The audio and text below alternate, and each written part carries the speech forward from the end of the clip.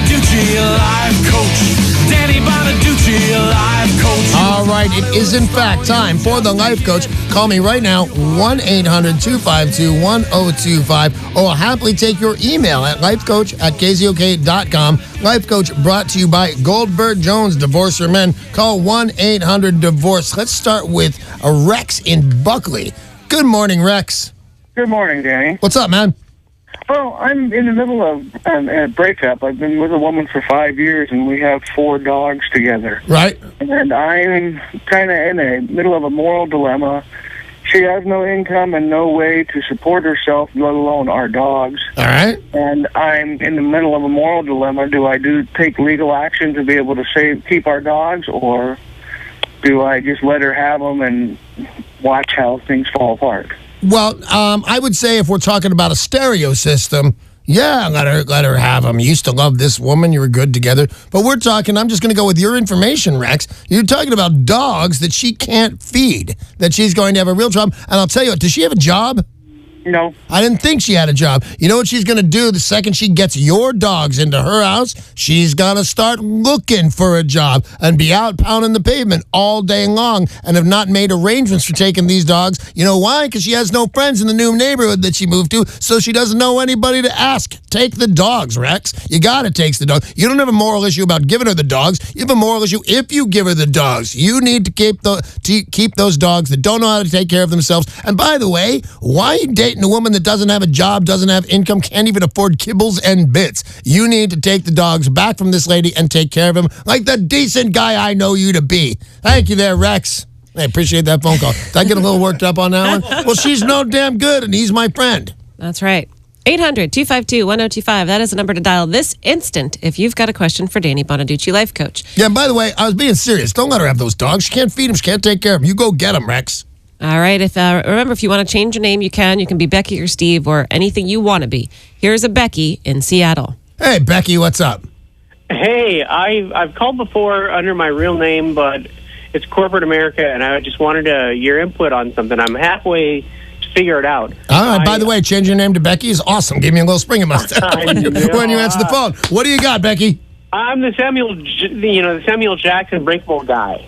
Oh, I remember you. Yeah. And recently, in the last few days, it feels like I broke my arm, like stress fractured in a weird spot, but not bending in a weird way, but it's got a lump on it. Right. And I'm not sure if I should go to the doctor, because it's a hassle. And I'm close to the borderline of the attendance policy because I work at a quote-unquote, and this is why I'm Becky today, right? Corporate coffee giant call center in Seattle. Okay, I got you. So you want to know if you should or should not go to the doctor?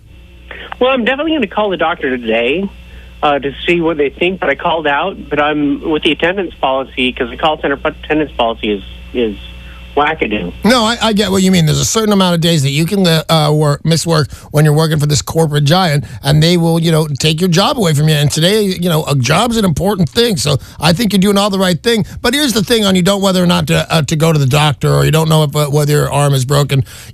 All the time we say, "Hey, Danny has been through it all," and in this case, I most certainly have. And I will tell you that your broken arm will tell you if you've got a broken arm. If you don't know if you've got a broken arm right now, you probably don't. If you think you got a stress fracture, you probably don't have anything really important. I was going to say Americans, but I've only lived in America. I don't know anything. The people I know jump to the doctor and x-rays rates. You have to know stuff. Like if you break your toe, you go right to the doctor knowing full well the doctor's not going to do anything for your broken toe. You're not going to splint it. You're curious. Did I really break my toe? So you're going to go spend money, or you're going to spend your insurance. So I would think your arm is going to tell you what to do. But having said that, in 1 out of 3 or 4 problems where you can't feel that it's broken, but it is, arms will heal wrong, and you'll have a bigger problem not taking care of it. But I would say mostly your arm is going to tell you what you need to do. So does that answer your question, or do you have more, Becky? I think that's pretty much it. And my only other, where I'm on the fence, is that because it doesn't seem to be bending in bad ways more so than it already is. Oh, we wouldn't necessarily do that. A broken arm is not going to call. You won't be able, in almost all cases, you're not going to be able to tell it's broken to look at it. You know, if you broke your arm and it's bending the wrong way, that's what I said. Your arm will tell you. You're never going to look at your arm and see it. It's what will your arm do for you. And if it won't do what it used to do, and it's not muscles, and it's not old age, and it's your arms, you know, your muscles are different from they were, then you need to go to the hospital. If it's just an ache or something, give it a chance to go away and use that heat cream that Shaquille O'Neal says use this stuff. It's icy hot. Icy hot. Yeah, put that stuff on it and check it out. But the answer is you'll know if it's important. Thanks, Becky. 800-252-1025. That's the number for Danny Bonaduce, Life Coach. You still have time to make that call this morning. Danny will help you through your problems. And if you'd like to email, you can always do that by sending one to lifecoach@KZOK.com. Eileen in Olympia has sent an email to the Life Coach. I invited a friend who doesn't have any family locally to partake in my family's Thanksgiving dinner. The problem was he arrived with 3 uninvited friends. His attitude seemed to be the more the merrier, but it put an awkward strain on the logistics of our Thanksgiving dinner, and it soon became apparent he was anticipating another invitation to our Christmas dinner, which I absolutely do not want him to bring any other uninvited guests. How do I convey this to him tactfully, or should I go so far as to not invite him? And if so, how should I do that? I think you like him enough to invite him, and you don't want to hurt his feelings. I get this completely. I think you want to put yourself, you just let him know how things are these days. Say either you map out these recipes and these dishes to the exact serving size, or, hey, man, did you notice that Thanksgiving is expensive? So, and I tell him, because, you know what, he's irked me by doing this. You know, you did a good deed on this when he brings on, you just say, listen, I make exactly as many dishes I am going to make. So, and it costs a lot of money. So if you could not bring anybody that I don't invite, and I don't think he'll take exception, and he'll get the message. He'll be told, hey, don't do that. It wasn't cool of you. Because sometimes, cool. I give you the advice of how to be cool with everybody. Sometimes that's not the answer. You'll feel better if you say, you know what, Thanksgiving, it's an expensive dish. Could you not bring people on? And you'll feel better telling him that. And it's not so far that nobody's going to be friends anymore. Everything's going to be okay, but you'll have told him how you feel. This is Danny Bonaduce, Life Coach. We've got time for another email. Rick in Historic Kent writes, I have a girlfriend who is fantastic in every way but one. Uh-oh. I'm not attracted to her physically. I've talked to a couple friends about this, and they're unanimous. They say we are not meant to be in the long term, and that I should dump her and find someone who has all the great qualities, but who also lights my fuse, so to speak. What do you think? That you hang out with a smart group of people? Absolutely. Don't go charging into the light brigade if you are not physically attracted.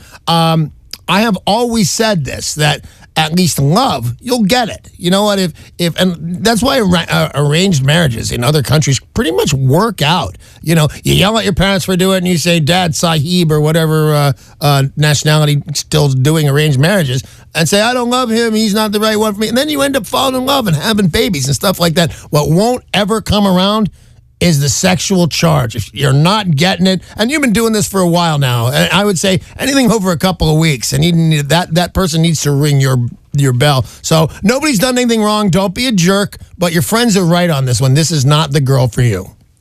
All right, James in Issaquah sent an email, and if you would like to email the Life Coach, it's lifecoach@KZOK.com. You can also get more info at KZOK.com, and the phone number is 800-252-1025. James in Issaquah. My wife had our first child 8 months ago. Since she got pregnant, her sex drive has been stuck at 0. She can't figure out why, because it's not about stress, it's not lack of sleep, she just lacks desire. Is this normal? I'm trying to be respectful of what she's gone through with birth and a baby, but how long should I be expected to wait? So she gave birth 8 months ago. Okay, not having sex with your wife, and we'll come back, is right up there with a broken arm. You'll know when this has gone on way too long. Having said that, because that's a thing, a lot of girls are more horny while pregnant, like full on being kind of weird and a nuisance. Oh, come on, Daddy, please. But that's another story. Yeah, there's nothing wrong here. This is the way it goes. Imagine growing a full person in your body. Now, this is weird because you just think about the size and the weirdness. That person gets a kidney and a spleen and bones and stuff. There's a whole thing happening in that lady's stomach. Look, Sarah's looking completely grossed out, and she's a girl. So I would do this. I'd ask a doctor, but I'd start with your friends that have babies. You know what? There's not, and I'll tell you this, relax, although I think it is you're kind of wondering, oh my God, is this important? This is not that important. You don't have to rush off. So I want to ask as many friends as you can find that have kids, and that's not going to be too embarrassing because weird stuff happens when you're pregnant. Everybody can expect it. They can get weird hair growth. All sorts of weird stuff can happen to a lady, and all your friends know that. So start off by taking 4 friends that have kids. Hey, was your wife this? Were you this during your pregnancy?